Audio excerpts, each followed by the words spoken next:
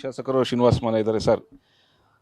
ತಾವು ಕೂಡ ಸಚಿವ ಆಕಾಂಕ್ಷಿಗಳು, ಬದಲಾವಣೆ ಆಗ್ತಾ ಇದೆ. ಈ ಬದಲಾವಣೆ ಸಮಯದಲ್ಲಿ ತಮ್ಮ ಭರವಸೆ ಏನಾದರೂ ಈಡೇರುತ್ತಾ ಅಂತ? ಖಂಡಿತವಾಗಿಯೂ ಒಂದು ಆಶಾದಾಯಕವಾಗಿ ನಾನು ನಂಬ್ಕೊಂಡಿದ್ದೀನಿ. ಭಾಳ ಖುಷಿಯ ವಿಚಾರ ಏನಂದರೆ, ನಮ್ಮ ರಾಜ್ಯದಲ್ಲಿ ಇಬ್ಬರು ನಾಯಕರು ತಮ್ಮ ಸಂಘಟನೆಯನ್ನು ವಿದ್ಯಾರ್ಥಿ ಕಾಂಗ್ರೆಸ್ನಿಂದ ಪ್ರಾರಂಭ ಮಾಡ್ತಕ್ಕಂಥವ್ರು.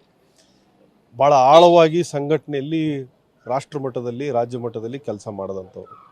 ಒಬ್ಬರು ಡಿ ಕೆ ಶಿವಕುಮಾರ್ ಅವರು ಈಗಾಗಲೇ ರಾಜ್ಯದ ಮುಖ್ಯಮಂತ್ರಿಯಾಗಿ ಅಧಿಕಾರ ವಹಿಸಿ ತಮ್ಮ ಕಾರ್ಯವನ್ನು ಆರಂಭ ಮಾಡಿದ್ದಾರೆ. ಇವತ್ತು ಮತ್ತೊಬ್ಬ ಸಂಘಟನೆಯಲ್ಲಿರ್ತಕ್ಕಂಥ ಬಿ ಕೆ ಹರಿಪ್ರಸಾದ್ ಅವರು ನಮ್ಮ ಪ್ರದೇಶ ಕಾಂಗ್ರೆಸ್ ಸಮಿತಿ ಅಧ್ಯಕ್ಷರಾಗಿದ್ದಾರೆ.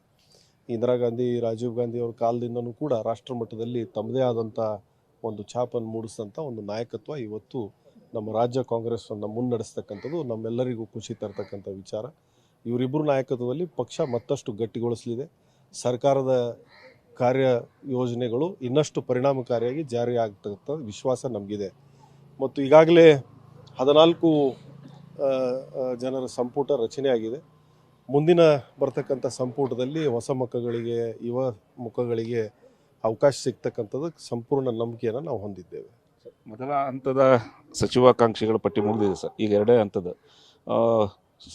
ಸಿ ಎಂ ಜೊತೆ ಆಗಲಿ, ಮಾಜಿ ಸಿ ಎಂ ಜೊತೆ ಆಗಲಿ, ಹೈಕಮಾಂಡ್ ನಾಯಕರ ಜೊತೆ ಆಗಲಿ ಏನಾದರೂ ಮಾತುಕತೆ ನಡೆಸಿದ್ದೀರಾ? ಅಲ್ಲ, ನಮ್ಮ ಮನವಿಯನ್ನು ಅವ್ರಿಗೆ ಸಲ್ಲಿಸಿದ್ದೇವೆ. ನಮ್ಮ ಹಿನ್ನೆಲೆ, ನಮ್ಮ ಜಿಲ್ಲೆಯಲ್ಲಿರ್ತಕ್ಕಂಥ ಪರಿಸ್ಥಿತಿ, ಅಲ್ಲಿ ಯಾಕೆ ನಮಗೆ ಅವಕಾಶ ಬೇಕು, ಯಾಕೆ ಅಲ್ಲಿ ನಾಯಕತ್ವಕ್ಕೆ ಶಕ್ತಿ ಬೇಕು ಅನ್ನೋದನ್ನು ಮನವರಿಕೆಯನ್ನು ನಮ್ಮ ಪಕ್ಷದ ವರಿಷ್ಠರಿಗೆ ನಾವು ಮಾಡಿದ್ದೀವಿ.